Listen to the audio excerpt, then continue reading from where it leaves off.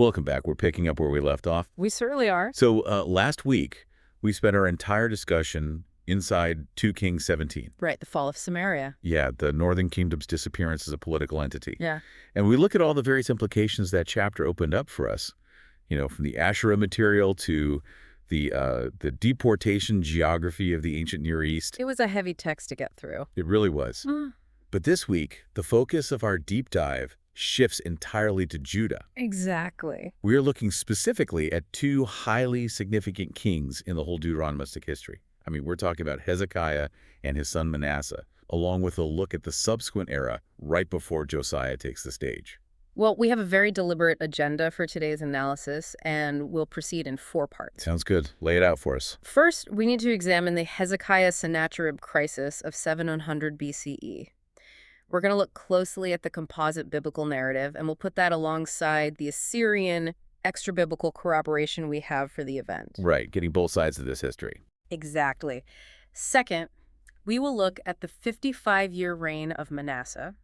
We'll be contrasting the severe theological verdict of the biblical text with the historical and archaeological record of his era. Which, spoiler alert, don't exactly line up perfectly. No, they really don't. Third, we will analyze Hezekiah's cultic reforms and the integration of the Isaiah material. This is crucial for establishing the textual world that Book of Mormon figures like Lehi and Nephi inherited. Yeah, that connection is going to be really important for you listening, tying this ancient Near Eastern history directly to the brass plates context. Definitely. And finally, we will conclude with a shift to a devotional register. We'll apply these passages to concepts of faith, generational inheritance, and trust in Jesus Christ. Tying it right into the come follow me themes for this week. Exactly. But to begin, we really need to establish the narrative and historical overview. We have to understand the geopolitical reality at the end of the 8th century BCE. It was a very tense time. It was. So Hezekiah takes the throne in Judah at a precarious time. His father, Ahaz, had maintained a compliant vassal relationship with Assyria. Ahaz essentially just paid the tribute and kept his head down. Right. He ensured Jerusalem survived while the northern kingdom of Israel was being systematically dismantled by the Assyrian army. And, that compliant vassalage under Ahaz was a highly pragmatic survival strategy. The Assyrian Empire at this time was the dominant power of the ancient Near East. They were the superpower. Unquestionably. Their military apparatus was highly effective, and their administrative control over vassal states was thorough. But the catalyst for change occurs in 705 BCE. Right, this is a major turning point. It really is. Assyria's King Sargon II dies in battle. Which is a big deal. A massive deal. In the context of the ancient Near East, an Assyrian king dying on campaign was incredibly rare. But what made this a true shock to the political system was that his body was not recovered for proper burial. So let's unpack the mechanics of that. Why does a missing body destabilize an entire empire? It comes down to the ideological framework of ancient Near Eastern kingship. The king was the earthly representative of the national god. In this case, the god Ashur. Yeah, exactly, the god Ashur. And victory in battle was the primary evidence of divine favor. If a king is killed in battle and his body is lost to the enemy, it is interpreted as a clear withdrawal of divine favor. It's like a theological crisis. Totally. It suggests that Ashur has just abandoned the king. And subject kings across the empire, from Babylon in the east all the way to the Levant in the west, they read this theological crisis as a political opening. Because the perceived invincibility of Assyria was shattered. Precise. So Hezekiah is one of the kings who looks at that instability and decides to act. 2 Kings 18.7 states plainly that he rebelled against the king of Assyria and did not serve him. And we need to be clear about what rebellion entails here. Right, this is not just a quiet withdrawal of funds or skimming off the top. No, this is an open declaration of independence. Hezekiah stops sending tribute, and he begins to actively, even aggressively, consolidate power in the region. He starts subjugating Philistine cities, right? Like Ekron. Yes, cities that had remained loyal to Assyria. He's forcing them into his anti-Assyrian coalition. So he's really poking the bear. He is. And the new Assyrian king, Sennacherib, is tasked with putting the empire back together. Which takes him some time. It does. He spends the first few years of his reign suppressing rebellions much closer to home, particularly in Babylon. Babylon was a constant source of unrest for the Assyrians, wasn't it? Always. But once Sennacherib secures his immediate territories in Mesopotamia, he turns his attention to the western vassals. He brings the full weight of the Assyrian war machine westward. And the year is 701 BCE. That's the year. We need to detail the scale of this Assyrian campaign because this is not a border skirmish. No, it is not. It's not some punitive raid meant to extract a few talents of silver and go home. Sennacherib systematically dismantles the defenses of Judah. According to both the biblical records and Assyrian annals, 46 fortified Judahite cities fall. 46. That's devastating. Yeah. It is total devastation. And the archaeology of the region aligns perfectly with the texts here. It points to complete destruction in the countryside. And Sennacherib specifically attacks Lachish. Lachish is a key focus. For those who might not know, Lachish was Judah's second major city. It was a primary administrative and military center located in the Shephelah. Right, the foothills between the coastal plain and the Judean mountains. And the victory at Lachish was central to Sennacherib's reign, wasn't it? It was so central that we actually know exactly what it looked like. He commissioned an extensive relief cycle depicting its destruction for his royal palace in Nineveh. These are the reliefs currently housed in the British Museum, right? Yeah, exactly. And they provide a visceral, highly detailed record of ancient warfare. I mean, they take up entire walls of a room. I was actually there a few years ago. If you walk through that room in the British Museum today, you see the exact mechanics of an Assyrian siege. It's chilling how detailed it is. It really is. You see the massive siege ramps being built against the city walls. Yeah. You see the Assyrian battering rams. Those heavy wooden engines covered in leather. Right, covered in leather to protect them from fire, and they're just dismantling the masonry of the walls. You see the Judahite defenders on the walls throwing torches and stones down on the machines. And the aftermath is even worse. Yeah. It shows the local population being deported, families carrying their belongings into exile, and it shows the local leadership being impaled on stakes outside the city walls. Sennacherib intended for the destruction of a Judahite provincial capital to be the signature image of his reign. It was a calculated warning. Exactly. To any foreign dignitary walking into his palace in Nineveh, the message was clear.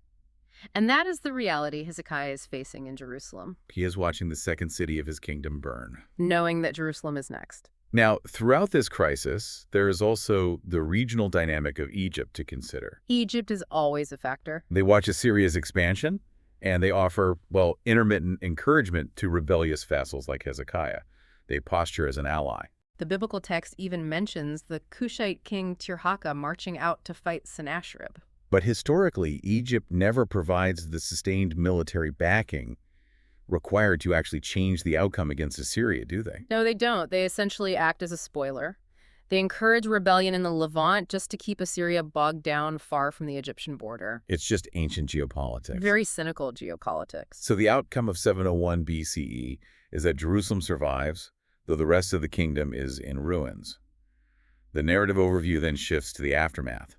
Hezekiah survives the crisis but eventually dies, and his son Manasseh inherits the throne. And under Manasseh, Judah enters 55 years of quiet, rebuilt Assyrian vassalage. But the biblical narrative largely ignores the geopolitics of this half-century. It focuses exclusively on Manasseh's cultic apostasy. It treats his long reign as a complete theological disaster. So let's pivot here from the historical narrative to the analytical questions. We have a text that presents a dramatically narrated military crisis under Hezekiah, followed by a long silence regarding the geopolitical realities of Manasseh's reign. And the central tension we need to unpack here is how the Deuteronomistic historians constructed these specific accounts. Because they're writing and later editing with a specific theological purpose. Exactly. They have to explain two massive, seemingly contradictory events. On one hand, the survival of Jerusalem in 701 BCE. On the other, its eventual total destruction by the Babylonians in 587 BCE. Right. And the way they utilize the reigns of Hezekiah and Manasseh to answer these questions forms the theological spine of this entire section of 2 Kings. That makes a lot of sense. So let us move into our first body section, the Hezekiah-Sennacherib crisis and the textual corroboration. Let's do it. When we read 2 Kings 18 and 19, scholars point out that we are not reading a single, unified account of the siege. No, source-critical scholarship identifies a composite text here. The narrative is woven from different strands. Tell us about those strands. The first strand, often referred to as the analytic source, is found in 2 Kings 18, verses 13 through 16. It reads exactly like a terse state record. Just the facts. Right. It states that Sennacherib comes up against fortified cities, takes them, and Hezekiah admits fault. He says, "I have done wrong. Withdraw from me. Whatever you impose on me, I will bear." And then Hezekiah pays a heavy tribute. He does. He empties the silver from the house of the Lord and strips the gold from the temple doors. The tone is strictly administrative. It is devoid of theological commentary. It reads very much like an Assyrian royal inscription would. Exactly. But then, immediately after verse 16, the text shifts gears entirely. Yeah, starting at verse 17, we enter this dense theological narrative. We get the Assyrian official, the Rabshakeh, standing at the walls of Jerusalem. Delivering a sophisticated propaganda speech in Hebrew to the people on the wall. We get Hezekiah tearing his clothes, going into the temple in mourning, and sending messengers to the prophet Isaiah. And we receive Isaiah's oracles of reassurance. And finally, the account of the angel of the Lord striking the Assyrian camp, leaving 185,000 dead. It's a completely different tone. Scholars often subdivide this second section further into overlapping variants, typically labeled B1 and B2. Oh, right. Without getting lost in the minutiae of the division, the B1 narrative features the Rabshakeh's speech and Isaiah's first short oracle of salvation. And then B2. The B2 narrative seems to restart the confrontation. It begins with a letter sent from Sennacherib, followed by Hezekiah's extensive prayer in the temple, and a much longer poetic oracle from Isaiah. So the presence of these parallel strands indicates that the writers were drawing on different preserved memories or theological traditions of the siege. Yes, they layered the administrative reality of the heavy tribute alongside the prophetic memory of divine deliverance. Now, we actually have an independent check on the biblical narrative here, which is pretty rare in biblical studies. It is very rare. We have Sennacherib's own annals, specifically the Taylor Prism. For those who haven't seen it, it is an artifact covered in cuneiform script that details Sennacherib's military campaigns. And the Taylor Prism provides substantial agreement with the broad strokes of the biblical account. It does. Sennacherib confirms the invasion occurred. He confirms the fall of the 46 fortified cities. He records the deportation of over 200,000 people. And he has that famous line, right? Yeah, he boasts that he shut up Hezekiah in Jerusalem like a caged bird.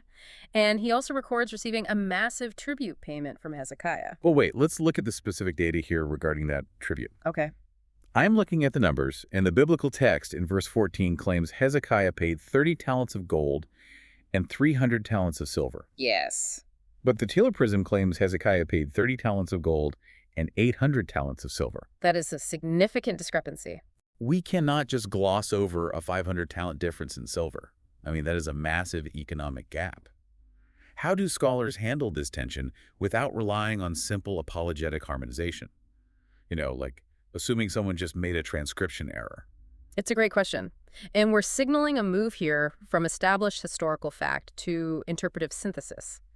The scholarly approach is to analyze the rhetorical and administrative goals of each text. Okay, so looking at why they were written. Exactly. Some scholars suggest that the discrepancy arises from different accounting standards between Judah and Assyria. So a talent wasn't a universal weight. Right, the weight of a talent was not standardized across the region. So a light Judahite talent versus a heavy Assyrian talent could actually account for the mathematical difference. That makes sense from an administrative perspective. What else? Others propose that Assyrian kings routinely inflated figures to magnify their conquests in official inscriptions. The whole goal of the prism is propaganda. It's demonstrating Sennacherib's absolute dominance. And showing off the wealth he brought back to Ashur. So inflating the silver count serves that ideological purpose perfectly. And I imagine the biblical author might have had their own motives. Definitely. The biblical author might have minimized the silver count to lessen the perceived humiliation of the tribute, protecting Hezekiah's legacy. Right, but what serious historical analysis does not do is force the numbers to match. No, the tension remains. We just have two self-interested documents reporting on the same transaction with differing data points. But there is an even more significant omission in the Assyrian record. Sennacherib never claims to have taken Jerusalem. That's the real key here. He says he caged Hezekiah like a bird, but he never says he breached the walls, entered the city, or captured the king. Which is very telling. In the genre of Assyrian royal inscriptions, omitting a defeat or a failure is standard practice. They don't like to talk about their losses. Never. These documents are designed to project invincible imperial power. They do not record setbacks. So the fact that he goes into meticulous detail about Lachish, but only mentions trapping Hezekiah before listing the tribute. It strongly indicates the city did not fall. His army withdrew.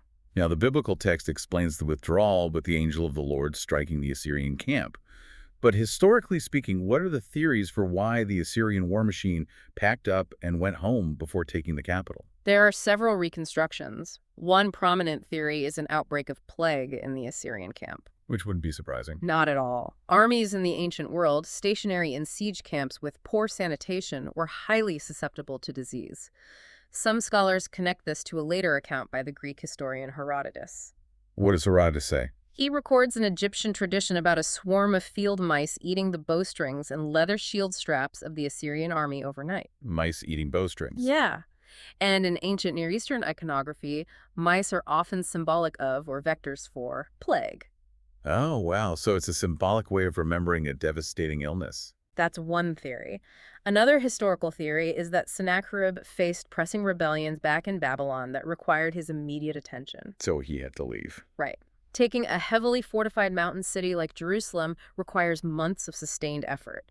If he'd already extracted a ruinous tribute from Hezekiah, declaring victory and turning the army east to secure the core of his empire would be the pragmatic choice. That makes a lot of sense, though we should note that these are historical theories standing alongside the biblical account of divine intervention. Yes, absolutely. So the aftermath of surviving this siege is what shapes the theological landscape of the Old Testament for the next century. Surviving the Assyrian war machine cements what scholars call Zion theology. This is a crucial concept. Can you define that for us? Sure. Zion theology is the deeply held belief that Jerusalem is permanently inviolable. Because it houses the temple of Yahweh and the Davidic king, the city simply cannot fall.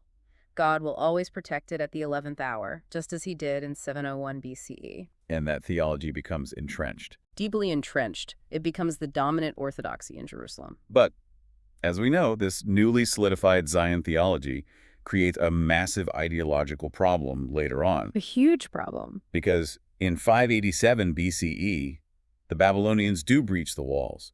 They destroy the temple, and they end the Davidic monarchy. The divine guarantee apparently fails. And the Deuteronomistic historians are writing and editing in the wake of that Babylonian destruction. Yeah. So they have to explain why God let it happen. And their solution to this theological crisis brings us directly to Hezekiah's son. Which takes us to our second section. Manasseh and the theological burden of exile. Manasseh inherits the throne and reigns for 55 years. Which is the longest reign of any Judahite or Israelite king. Yet despite that long reign, he receives a remarkably severe condemnation in the entire text. 2 Kings 21 reads like a catalog of deep apostasy. The text charges Manasseh with rebuilding the high places his father had destroyed. It says he erected altars for Baal. And he placed an Asherah pole directly in the Jerusalem temple. It also accuses him of engaging in child sacrifice, specifically making his son pass through the fire, as well as practicing divination and astral worship. Right, worshiping the host of heaven. And crucially, in verses 10 through 15 of chapter 21, and again in chapter 24, the text explicitly blames Manasseh for the eventual Babylonian exile. It actually says Yahweh decided to wipe Jerusalem as one wipes a dish, entirely because of Manasseh's sins. Yes. But they are placing the blame for a national catastrophe squarely on a king who lived generations before the event actually occurred. And scholars identify this as an exilic edition argument. We refer to these editors as DTR2. Right. To understand what that means, we have to consider their historical situation. They are survivors of the destruction of Jerusalem, sitting in exile in Babylon. They are engaging in retrospective theological accounting. They're reaching back into their history to locate a decisive turning point, a point of no return, to explain the catastrophe of 587 BCE. For these writers, Manasseh is the structural load-bearing pillar that explains why Zion theology did not hold. It wasn't God failing them. Exactly. Jerusalem fell not because Yahweh was weak, but because Manasseh's pollution of the cult was so severe it demanded ultimate retribution. A retribution that was delayed but not canceled. Right. But, and this is where it gets complicated, when we contrast the biblical condemnation with the external historical record, we get a very different picture of Manasseh. We do. We turn again to Assyrian documents.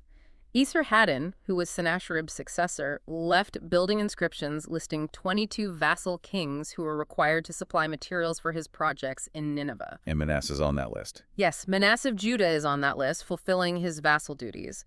Later, Ashurbanipal's annals list Manasseh as one of the vassals supplying troops for an Assyrian campaign against Egypt. So to the Assyrian imperial administration, Manasseh is just an ordinary, cooperative, reliable vassal. He causes no trouble, he pays his dues, and he supports Assyrian military endeavors. And the archaeological perspective adds another layer to this. Scholar Israel Finkelstein points out that the archaeological record points to demographic stability and rural economic recovery in Judah during Manasseh's reign. Which is fascinating. Yeah, the Pax Assyriaca, the peace enforced by Assyrian dominance, actually allowed the Judahite economy to rebuild after the devastation of 701 BCE. We see evidence of expanded olive oil production and agricultural development in the periphery of Jerusalem and the Judean desert. It was a time of growth. I want to pause here and really examine this tension. There's an academic piece titled Manasseh the Boring, which suggests his actual biography is thin and formulaic. Boring because nothing catastrophic happened. Exactly. So if Manasseh was historically a quiet, stabilizing administrator who successfully rebuilt the economy and kept the peace for over half a century, how do we reconcile that with the sheer weight of the theological venom directed at him by the Deuteronomistic historians? We reconcile it by understanding the strict evaluative criteria of the Deuteronomistic history. These writers evaluate kings on one specific metric: cultic loyalty to Yahweh exclusively at the Jerusalem temple. They disregard material prosperity, demographic growth, or political stability completely. Completely. To them, accommodating Assyrian imperial religion, which, by the way, vassal states were fully expected to do in some form as a demonstration of loyalty, was high treason against Yahweh. So the historian looks at 55 years of peace, purchased through religious syncretism, and sees only abomination. The economic recovery is totally irrelevant to the theological verdict. Now, this severe judgment creates a structural problem for later biblical writers. Let's bring in 2 Chronicles here. Ah, yes, the chronicler. The chronicler adds an episode to Manasseh's life that is entirely absent from the books of Kings. In 2 Chronicles 33, we read that the commanders of the Assyrian army took Manasseh captive, put a hook in his nose, bound him in bronze chains, and took him to Babylon. And in his distress, Manasseh repents deeply. Right. God hears his plea, restores him to his kingdom in Jerusalem, and Manasseh subsequently undoes his apostasy, removing the foreign gods from the temple. This addition is analyzed by scholars as a later theological correction. Why do they need to correct it? Well, the chronicler is operating under strict retribution theology. Retribution theology, meaning good things happen to good people. Exactly. It's the framework where God rewards the righteous with long life and prosperity and punishes the wicked with early death and disaster. So a 55-year reign, the longest in the nation's history, fundamentally indicates divine favor in this system. Yes. It is a profound embarrassment to their theology. You cannot have the king you consider the most wicked enjoy the longest, most stable reign without it looking like the retribution system is just fundamentally broken. Exactly. The chronicler resolves the embarrassment of the wicked king enjoying the longest reign by providing a late repentance. The repentance restores the moral logic of the text. Because he repented, God allowed him to reign for those 55 years. Right. We are observing the ongoing, active shaping of biblical theology here, where later texts address the unresolved tensions of earlier texts. The chronicler needs Manasseh's reign to make theological sense. Let us pivot from Manasseh's legacy of apostasy backward to his father Hezekiah's legacy of reform. We need to examine what specific religious structures were actually in place during this period. This brings us to our third section, Hezekiah's reforms and the Isaiah tradition. Right. 2 Kings 18.4 lists Hezekiah's actions. He removed the high places, smashed the sacred stones, and cut down the Asherah poles. These actions directly reverse the offenses listed against the northern kingdom in chapter 17. But the verse continues with a highly specific detail. It states Hezekiah broke into pieces the bronze snake Moses had made, which was called Nehushtan. For up to that time, the Israelites had been burning incense to it. This detail reveals a great deal about the fluidity of Israelite religion. I mean, this was an object with a direct Mosaic pedigree. It originated in the narrative of Numbers 21 as a means of divine healing in the wilderness. Yet, over the centuries, it had evolved into a venerated cultic object housed right within the temple precincts. It highlights that idolatry was not always about importing foreign gods like Baal or Marduk. Sometimes it was about elevating a legitimate, God-given historical artifact into an object of worship. That's exactly it. And scholars actually debate the exact nature of Hezekiah's broader reforms. The question is whether Hezekiah's actions represent an early execution of the Deuteronomic ideal of centralizing all worship in Jerusalem, Oh. or if the biblical writers retrojected the later, better documented reforms of King Josiah back onto Hezekiah. And retrojection means taking a later historical reality and projecting it backward onto an earlier figure to validate them, right? Yes. Some scholars argue that following the loss of the northern kingdom and the devastation of the countryside in 701 BCE, centralizing worship in the surviving capital was just a practical necessity. Because the rural shrines were destroyed by the Assyrians. Exactly, leaving the Jerusalem temple as the only functioning cultic site. So this practical centralization later took on theological weight. Right. Both perspectives agree that a significant cultic shift is being described here, which sets the stage for the rigorous centralization we will see under Josiah. We also need to look at the intersection of the book of Kings and the book of Isaiah. Much of chapters 18 through 20 in 2 Kings runs directly parallel to Isaiah chapters 36 through 39. It is essentially the same text preserved in 2 different biblical books. Isaiah is the active prophetic voice advising Hezekiah through the Assyrian crisis. He's the one delivering the oracles that say Jerusalem will not fall. And the presence of this material in both books highlights the importance of the Isaiah tradition in shaping the historical memory of 701 BCE. Right.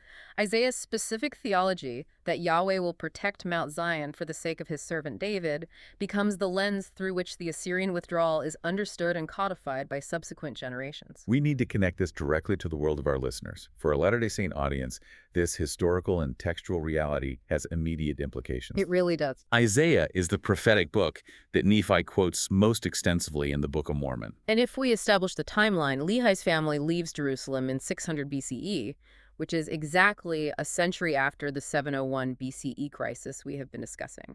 So the implication is that the Isaiah tradition Lehi and Nephi carried was not some distant, static relic from ancient history. No, it was a recent, contested, and actively shaped body of prophetic material. They are living in the direct aftermath of Zion theology. The political leadership in Jerusalem during Lehi's time is actively arguing about how to interpret Isaiah's promises of Jerusalem's inviolability. The generation Lehi is preaching to would look back at the Hezekiah era as living memory. They are pointing to 701 BCE and saying, look at Isaiah, look at the Assyrians. God will never let this city fall. We can rebel against Babylon just like Hezekiah rebelled against Assyria. And this context explains the intense resistance Lehi faced when he prophesied that Jerusalem would be destroyed by the Babylonians. Because he was directly contradicting the established Orthodox interpretation of the Isaiah tradition. An interpretation deeply rooted in the miraculous survival of Hezekiah's Jerusalem. Understanding the events of 2 Kings 18 and 19 provides the absolutely necessary backdrop for reading Nephi's engagement with Isaiah. Nephi is navigating a textual tradition that was highly charged and politically sensitive in his own day. It adds so much depth to those early Book of Mormon chapters. It really does. And this brings us to our closing section. We are shifting from the realm of biblical scholarship and textual history to a space of faithful reflection. We want to anchor this closing in the Come Follow Me theme for this week. Which is, he trusted in the Lord God of Israel, taken directly from 2 Kings 18.5. Yeah. It is important to reflect on the nature of this trust. The text commends Hezekiah, but it is not because his trust brought him frictionless geopolitical success. Not at all. His decision to rebel against Assyria resulted in the destruction of 46 of his cities and the deportation of hundreds of thousands of his people. He was terrified. He was frightened enough to strip the gold from the doors of the temple of the Lord just to pay off Sennacherib. So trust, in this narrative, does not mean the absence of severe consequences or the absence of fear. The mechanics of Hezekiah's faith are crucial here. The text does not praise him for an absence of fear, but for what he does with that fear. Exactly.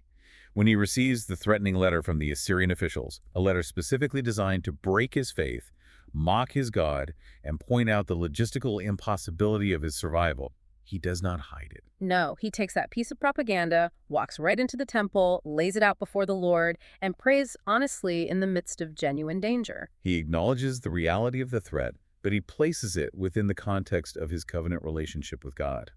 And if we return to the jarring juxtaposition of Hezekiah and Manasseh, we find a sobering reflection on generational faith. The son of the king, commended for his immense trust, becomes the king remembered for deep apostasy. It highlights that faith does not automatically transmit across generations. A legacy of profound trust can be spent entirely by the next generation. It is a strong reminder that each generation must forge its own covenantal relationship. Absolutely. But I want to connect this reality to Jesus Christ, using the chronicler's narrative of Manasseh's repentance. Regardless of whether the chains in Babylon are strict history or theological commentary, the theological instinct behind the chronicler's addition is fully realized in the Savior. Yes. Even after 55 years of accumulated apostasy, the door is not permanently shut. Trust that is lost across a generation can be recovered. The invitation to return does not have an expiration date. That is the grace of Christ at work, ensuring that no legacy is beyond the reach of redemption. That principle of continuous invitation is central. Whether viewing the narrative through the lens of Hezekiah's immediate crisis or Manasseh's prolonged drift, the underlying current is a God who remains engaged with his people, ready to respond to genuine turning, no matter how late it occurs. I want to leave you with a final thought to mull over. Consider the physical act of Hezekiah spreading that threatening letter out before the altar. In an era saturated with our own versions of threatening information, crises, and anxieties, what does it look like for you to take the exact text of your anxieties and lay it out plainly in a sacred space? It's a powerful image. What does it look like to refuse to strike a desperate bargain apart from your relationship with God? Thank you for joining us on this deep dive into the text. We look forward to our next discussion. Josiah, the discovery of the scroll in the temple wall, and the chain of events that will set the stage for Lehi's departure from Jerusalem.